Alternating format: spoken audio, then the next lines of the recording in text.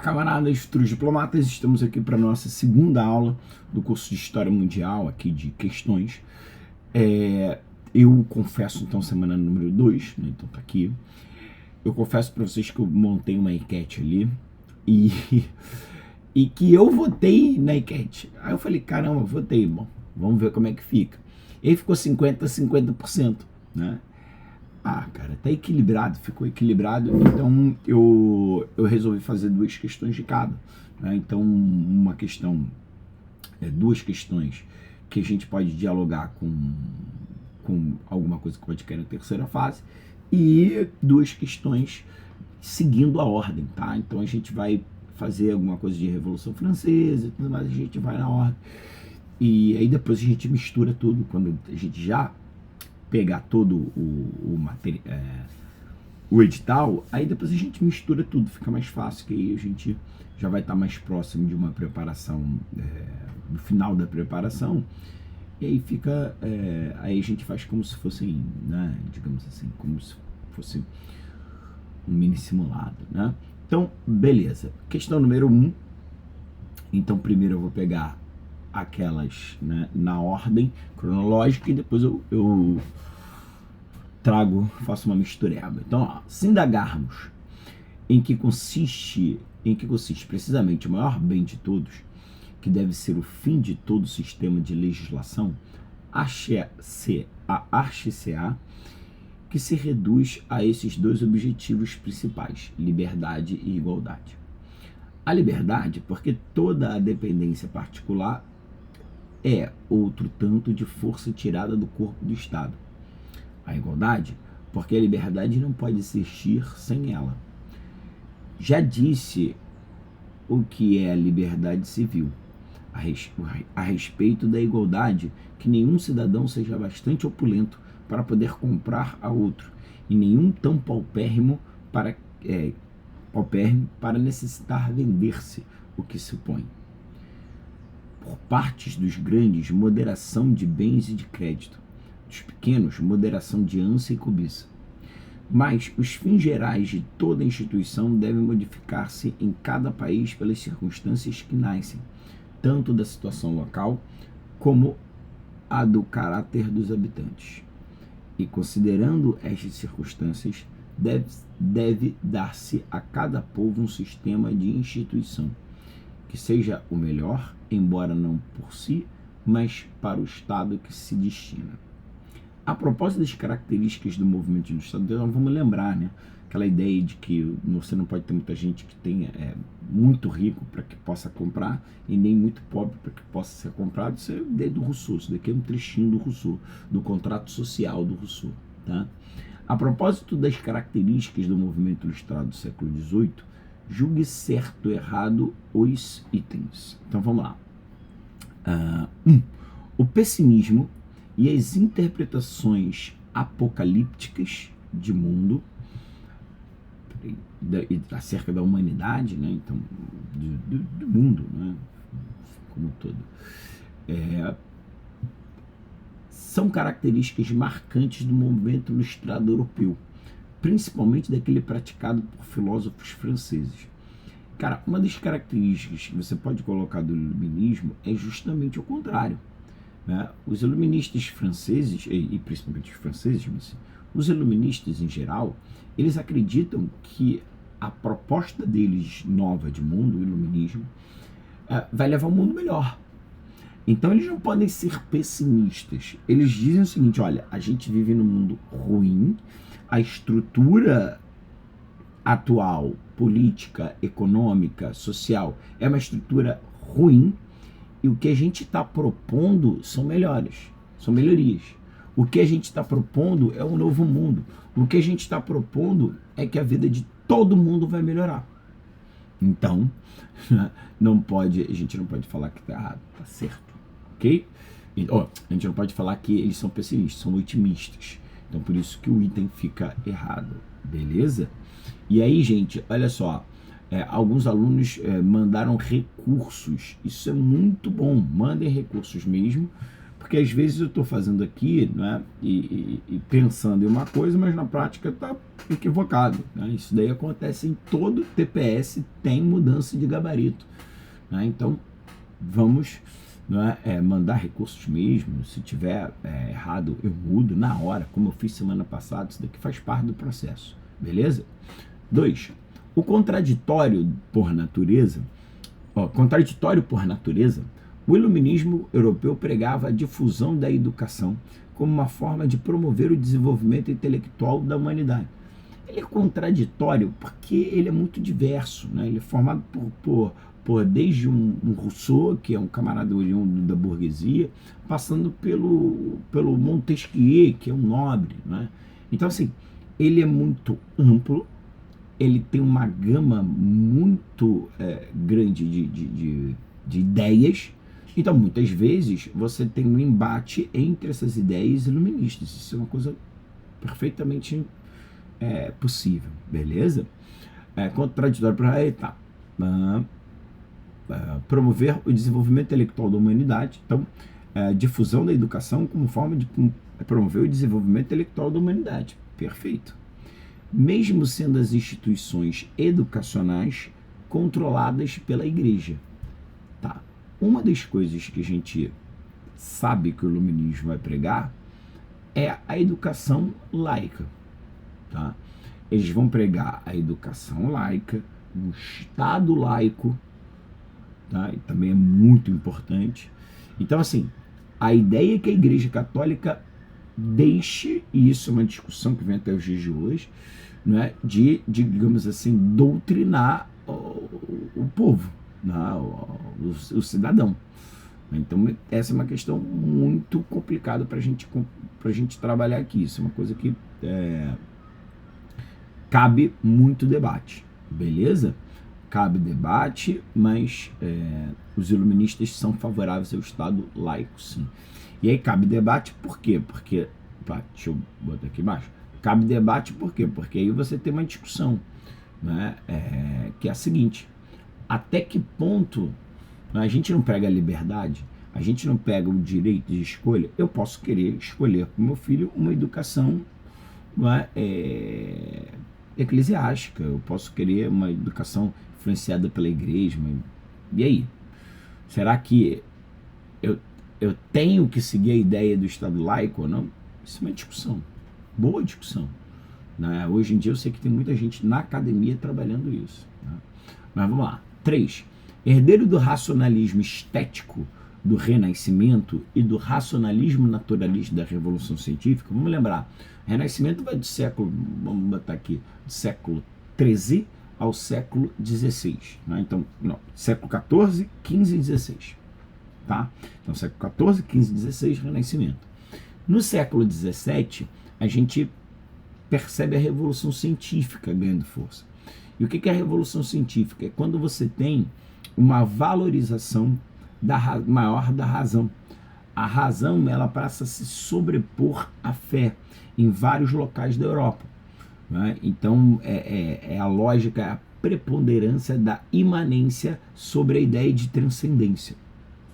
Perfeito. No século XVII, o iluminismo se diferenciava destes movimentos ancestrais pela crítica à sociedade. Vamos lá. Qual é a questão que você pode colocar aqui? O iluminismo ele vai se diferenciar não apenas por isso, mas também por isso. Por essa questão da sociedade. Por tentar mexer no debate social, político, econômico. Coisa que os outros movimentos não vão fazer. Tá? Então, esse é um ponto muito importante para a gente colocar aqui. Beleza? Vamos para a próxima. 4. Tendo seus principais filósofos propagadores e propagadores oriundos do terceiro estado, principalmente burgueses, o iluminismo promovia uma série de ataques aos privilégios aristocráticos do clero, detentor de diversas propriedades na Europa moderna. Assim, o clero era o maior latifundiário da Europa. Né? E aí, uma das críticas é: a igreja não tem que se meter nisso. Né? Então, vamos lutar contra. Agora, veja, eu falei para vocês que a maior parte, não falei a maior parte, mas vou falar agora. A maior parte dos filósofos iluministas é formada por membros da nobreza. A maior parte, muitos inclusive são da nobreza togada, uma nobreza empobrecida, tá? E pouquíssimos são como Rousseau, de origem burguesa, tá? Então tá errado, beleza? Tranquilo. Vamos para a próxima questão. Então vamos aqui, ó. Questão número 2. Beleza. A Revolução Francesa, segundo o historiador Holland Rose, foi a série de acontecimentos mais terrível e momentosa de toda a história. O ponto de partida real para a história do século XIX. Pois esse grande levante afetou profundamente a vida pública e mais ainda a vida social do continente europeu. O que eu fiz com vocês? Primeiro, eu expliquei o movimento, né? Botei uma questãozinha do iluminismo, que é um movimento que vai balizar teoricamente a Revolução Francesa, e agora a gente vai para a Revolução Francesa propriamente dita, né? Vamos trabalhar aqui os pontos revolucionários. Então vamos lá. Primeiro, o drama da Revolução Francesa para os chamados liberais moderados pode ser resumido nos seguintes termos: sem a multidão não haveria uma nova ordem. O apoio do povo era essencial contra a aristocracia para fazer a revolução, né? Para fazer a revolução você precisa do povo na rua. Só que o povo na rua pode promover um descontrole do processo. Essa é a discussão. E a essencial contra a aristocracia, beleza, o antigo regime e a contra-revolução. Com ela, viria o risco da revolução social, algo não desejado por todos os revolucionários. Vejam, a Revolução Francesa, ela tem diferentes grupos de interesse, e sim, existiam os jacobinos, os sans-culottes, que tinham interesse numa revolução social. Mas você não pode dizer que todos os revolucionários queriam a revolução social, como está afirmando o item. Então o item está correto, porque o item fala isso, ó. Nem todo revolucionário francês queria uma revolução social, e é isso. E tem medo do povo. Não quer o povo na rua, porque o povo na rua pode, digamos assim, tirar a revolução de um prumo moderado e vai descambar para uma violência, uma radicalização, e é o que vai acontecer durante a segunda fase da Revolução Francesa, principalmente. Beleza? A gente sempre lembra da segunda fase da Revolução Francesa, que é a fase em que os jacobinos, né, são hegemônicos, né, em que você tem mudanças sensíveis na sociedade francesa, na política, né, é a fase da República, enfim. Vamos lá. 2. A Revolução Francesa provocou profundas mudanças em seu país, mas foi um episódio de alcance apenas regional, pois nos demais países e continentes apenas se conseguiram difundir ideias vagas sobre igualdade e fraternidade. Bom, dizer que a Revolução Francesa não vai influenciar o mundo é loucura, não é? Então isso daqui, essa questão, esse é o item mais fácil que a gente fez até agora. Né? De todos os itens que a gente fez até agora, esse é o mais fácil. A Revolução Francesa tem um alcance mundial. Né? Eu sempre costumo brincar e dizer o seguinte, ó, enquanto eu estou falando aqui com vocês de Revolução Francesa, tem centenas de professores no mundo falando de Revolução Francesa nesse exato momento, eu não tenho dúvida nenhuma disso. Que a gente não consegue mensurar, mas é muito. A Revolução Francesa é um assunto que o mundo inteiro trabalha, então tá errado. Beleza? 3. Os contra-revolucionários inspirados no iluminismo questionavam a existência da propriedade privada e, baseados nas ideias de Rousseau, desejavam implantar uma democracia popular. Vamos lá. O que é interessante aqui desse item? Você tá dizendo que os revolucionários são inspirados no iluminismo? São. Agora, é aquilo que a gente já falou. Será que todo revolucionário, e aí está dialogando com o item anterior, será que todo revolucionário francês é inspirado no Rousseau? Será que todo revolucionário francês defende a implementação de uma democracia popular? Defende o fim questiona a propriedade privada? Não. A gente sempre tem que lembrar o seguinte: o Rousseau bate na tecla, tá? O Rousseau é exceção. O Rousseau é exceção. O Rousseau não é regra, tá? Muita gente, inclusive, fala que ele é um homem avant lettre, é um homem que está à frente do seu tempo, né? Então, muitos falam que ele faria, né, que seria o pai do socialismo, que se encaixaria mais no século XIX que no século XIX que no século XVIII. Vamos lá. Houve vários momentos dentro da Revolução Francesa. Beleza? A gente vai... Vou tentar explorar mais isso na próxima aula, tá? Esses momentos dentro da Revolução Francesa, a gente faz 2 questões falando sobre isso. Destes, 2 vertentes distintas podem ser identificadas, uma em 1789 e outra em 1793. A primeira inspirou-se na autoridade, na hierarquia das classes e na liberdade perante a lei. Isso é interessante, por quê? Porque você vai manter uma monarquia. Então, por isso que ele está falando ali de hierarquia nas classes. Você mantém uma monarquia. A segunda aprofunda a revolução e volta-se mais para a igualdade. Sim, porque você estabelece, né, a república, né?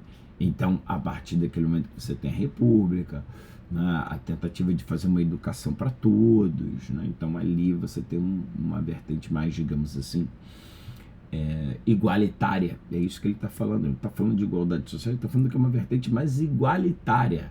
Então, não tem problema nenhum.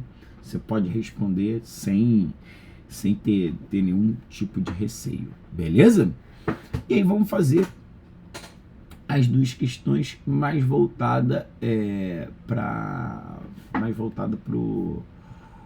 a terceira fase, e aí a gente vê isso daqui. Vamos lá, olha só. 3.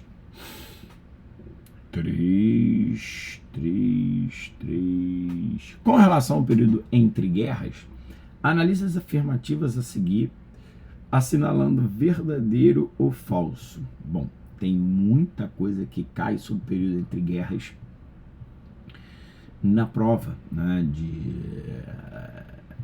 de história mundial, de história do Brasil também, né, porque você tem esse diálogo. Então vamos lá.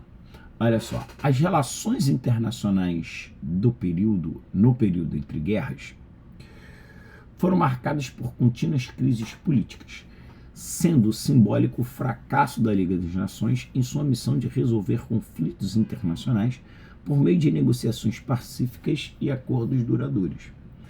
Esse é uma das grandes críticas que se faz à Liga das Nações, né? A Liga das Nações, ela não vai conseguir resolver os conflitos que vão existir. Então, por exemplo, a Liga das Nações nada faz quando o Japão invade a Manchúria. A Liga das Nações nada faz quando o senhor Adolf Hitler rasga o Tratado de Versalhes e ocupa a Renânia.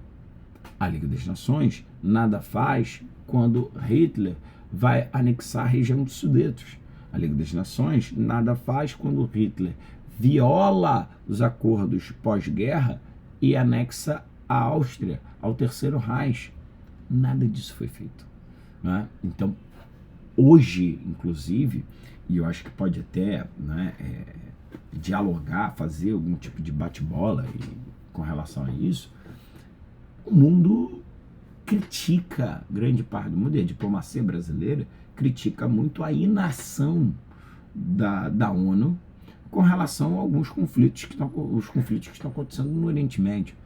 É uma das críticas. Eu falo, olha só, a ONU não vai fazer nada, né? E por enquanto a ONU não está fazendo nada, né? E aí a gente sabe que a ONU tem lá o poder de veto, né, no Conselho das Nações Unidas, e isso é um problema, mas assim, né, esse é um ponto que a gente tem que ressaltar que é um problema, realmente, né?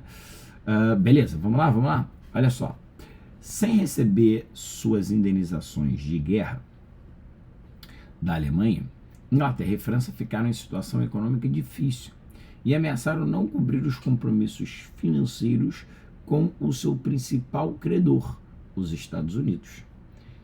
Inclusive, vamos lá, aí é bem legal a gente lembrar o seguinte: os norte-americanos, um dos pontos que os norte-americanos criticaram bastante no Tratado de Versalhes, né, e fizeram com que os norte-americanos não assinassem o Tratado de Versalhes. Depois os norte-americanos vão fazer um acordo em separado com a Alemanha no início da década de 20, né, é que os economistas norte-americanos diziam o seguinte: a economia da Europa não sobrevive sem a Alemanha. A economia da Europa precisa da Alemanha. E seguindo essa lógica, é que realmente a Alemanha começa a atrasar na primeira metade da década de 20 o pagamento das indenizações de guerra, e aí os norte-americanos vão ajudar a Alemanha. De que forma os norte-americanos vão ajudar a Alemanha? Que na verdade eles não estão ajudando a Alemanha, né? A ideia do plano Dawes, ou plano Davis, aí você bota do jeito que você quiser, é justamente isso. Os norte-americanos emprestam dinheiro para a Alemanha. A economia da Alemanha cresce a ponto de pagar as dívidas para a Inglaterra e para a França. Inglaterra e França pagam as dívidas para os Estados Unidos, que podem emprestar dinheiro para a Alemanha, tá? Então era uma lógica para fomentar a economia europeia. Então tá certo, isso vai acontecer sim. Vamos lá. 3. Diante da decepção com a longevidade do conflito europeu, isso é muito interessante, porque os camaradas acreditavam que a guerra iria começar a acabar em 3 semanas, né? Ou no máximo 3 meses. E a guerra durou quase 5 anos. Né? Então, diante da decepção com a longevidade do conflito bélico iniciado em 1914, e principalmente com o fracasso da ideia de paz sem vencedores, contida nos 14 pontos de Wilson, a disciplina das relações internacionais foi banida dos principais centros acadêmicos europeus. Bom, eu acho que muitos de vocês, né, são oriundos da Faculdade de Relações Internacionais, devem saber que, na verdade, vai ser criada, né, a cadeira de Relações Internacionais é criada nesse momento, justamente para tentar entender o mundo. E aí, como é que a gente lida com esse mundo? Como é que as coisas devem funcionar melhor? Como é que a gente faz para as coisas funcionarem melhor? E a disciplina das relações internacionais não vai ser banida, ela vai ser instituída, ela vai ser criada nesse momento aqui. Beleza? E aí, para fechar, né, a Conferência de Washington pode ser inserida no contexto de elaboração de novos pactos de não agressão entre os estados ocidentais, visando a renúncia da guerra como forma de resolver suas divergências. Vamos lá. O que foi a Conferência Naval de Washington? A Conferência Naval de Washington, ela tinha como principal objetivo conter o expansionismo naval japonês. Então, ali você já corta e já sabe que está errado, porque está estados ocidentais, e aí nesse caso seriam estados orientais, ou ocidentais e orientais, porque o Japão é oriental, tu não pode colocar ali. E ali, o que ficou acertado, né? A limitação das tonelagens, da tonelagem dos navios, né? Então, navios norte-americanos, navios japoneses e navios ingleses teriam uma limitação na tonelagem, e esse é um ponto muito interessante. Vamos lembrar que os Estados Unidos, nesse momento, já eram uma referência do ponto de vista naval, e é nesse mesmo ano que o Brasil vai contratar uma missão naval norte-americana, tá? Com relação ao Brasil, é legal lembrar também que o Brasil é um dos signatários do Tratado de Versalhes, participa da Conferência de Paz de Paris e, ao ser signatário do Tratado de Versalhes, o Brasil também se coloca numa situação em que ele vai receber indenizações da Alemanha. Quais são as indenizações? Existia um café estocado no porto de Hamburgo e o Brasil não, esse café ficou com os alemães, ficou confiscado, enfim. Então a Alemanha vai pagar por esse café que ficou estocado no porto de Hamburgo e nós vamos permanecer com 46 navios que ficaram aqui no Brasil. Assim que o Brasil declara guerra à Alemanha, né, a gente pode ficar com 46 navios mercantes alemães, 44 alemães e 2 austro-húngaros, 46 no total, que estavam aqui nos nossos portos. Vamos usar esses que são chamados de navios surtos. Tem um detalhezinho na história. A França achou um absurdo o Brasil ficar com tanto navio. A França falou o seguinte, cara, o Brasil não perdeu o navio nessas proporções. Por que o Brasil vai ficar com tanto navio? E aí o governo brasileiro falou assim, então vamos fazer o seguinte, franceses, enquanto vocês não recebem as indenizações da Alemanha e não constroem novos navios, fiquem com esses navios. Tá? E aí o Brasil vai arrendar os 46 navios para os franceses, beleza? Mas os navios são nossos, isso é importante. Vamos lá, gente, questão número 4. Então vamos lá. Questão número 4. Sabendo que a Grande Depressão teve efeitos em praticamente todos os países do mundo, assinale as alternativas a seguir como verdadeiras ou falsas. Então vamos lá. Vamos lá, peraí. 4. Foi. Olha só.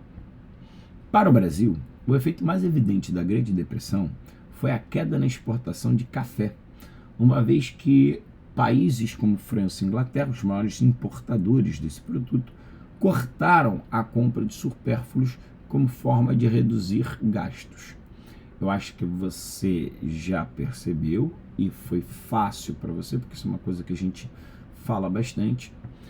Na verdade, você não pode dizer que franceses e ingleses são os maiores importadores do café. Né? O certo é você falar que são os norte-americanos, né? Que vão cortar o supérfluo, tudo certinho. Mas o problema é falar que são franceses e ingleses os maiores importadores do café. Beleza? Vamos para a próxima. A Itália, que já apresentava fortes sinais de crise desde o término da Primeira Guerra em 1918, viu esse quadro caótico consolidar-se com a Grande Depressão de 29, fator considerado pela historiografia como decisivo para a ascensão de Benito Mussolini ao poder. É normal que as pessoas façam essa confusão. Então vamos lá. O Benito Mussolini chega ao poder antes da Grande Depressão. Vamos lá. Momentos decisivos para a chegada do Mussolini ao poder. Em 1922, nós temos a Marcha sobre Roma, outubro de 1922.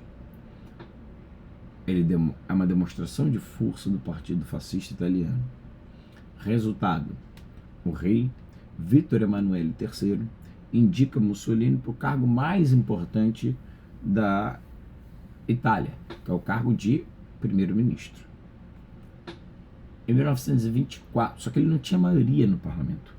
Em 1924, ele vai usar de muita violência, fraudes e ganha as eleições. O Partido Fascista fica com mais ou menos 60% das cadeiras. Com essa maioria nas cadeiras, eles vão fazer uma série de mudanças na Constituição, nas leis, e vão inclusive fechar o parlamento em 1928, criando um grande conselho. Esse grande conselho vai ser comandado pelo Mussolini. Então, quer dizer, o Mussolini vai centralizar o poder em suas mãos, a França A França, né? A Itália vai virar o terceiro, a Itália fascista a partir daí, beleza? Então, em 1928 já tinha um grande conselho. Como o grande conselho é um símbolo dessa centralização de poderes nas mãos do Mussolini, não tem problema nenhum. E já estava no poder antes também, né? Então vamos lembrar disso. Beleza. Embora passando por cima do Congresso norte-americano, que considerava o New Deal um projeto praticamente socialista, Roosevelt põe em prática o projeto que pretendia recuperar a economia norte-americana, baseando-se, entre outras medidas, no estímulo ao consumo e no controle da produção. O problema é que ele passou por cima do Congresso, não passou. Todas as medidas do New Deal foram aprovadas previamente pelo Congresso norte-americano. Foi uma longa negociação, foram longas negociações com o Congresso para o Roosevelt conseguir, né, tudo dentro da democracia, tá? Não tem nada de imposição, nada nesse sentido, não. Beleza? Vamos para a próxima. Próximo está assim. Uma das medidas do New Deal foi a chamada Lei Wagner. Essa Lei Wagner, ela estimulava a sindicalização no intuito de promover a manutenção da legislação trabalhista criada ao longo da década de 30. Olha que tá certo. Gente, qual é a lógica aqui? A lógica é a seguinte. O Roosevelt pensava que não adiantava ele criar leis trabalhistas se os trabalhadores não tinham condições de manter essas leis trabalhistas funcionando. Né? Para isso, você tem que fiscalizar se as leis trabalhistas estão valendo ou não. Aí, claro, hoje você vai falar, professor, mas tem um MP para isso, né? O Ministério Público serve para isso. Aqui no Brasil a gente usa o MP, né? Então, nos Estados Unidos nós temos órgãos semelhantes. Mas assim, o mais importante é você pensar que, além desses órgãos, a gente tem que ter o trabalhador para denunciar. O trabalhador tem que ficar lá enchendo o saco, denunciando, né, para que, se alguma coisa não estiver correta, esse trabalhador vá lá e denuncia, beleza? Então, tá correto, problema nenhum. E assim a gente termina a aula de hoje, beleza? Espero que vocês tenham gostado, espero que vocês tenham aprendido uma coisa nova. Sempre a ideia é assim, a gente vai conversar um pouco mais devagar e depois a gente vai, ao longo das próximas semanas, eu vou aprofundar, vou trazer sempre questões itens mais difíceis para vocês, para que você sempre aprenda alguma coisa nova nesse espaço aqui, beleza? Tchau, tchau.